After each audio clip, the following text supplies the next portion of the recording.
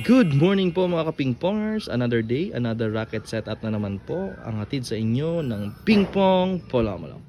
Ang raketang ito guys, isipapaship pa natin papuntang Tagbilaran City, Bohol. Tignan nyo naman po guys, napaka-astig po ng racket setup na ito guys. Ang blade niya po is ito pong T2S carbon blade from Yinhe.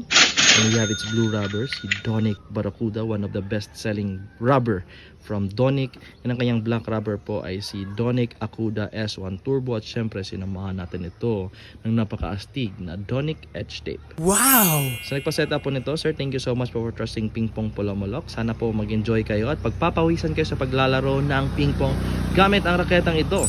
Sa gusto naman pong magpa-setup at mag-inquire, mensahe na lang po direkta dito po sa aming Facebook page, Pingpong Polamolok. Maraming salamat. God bless.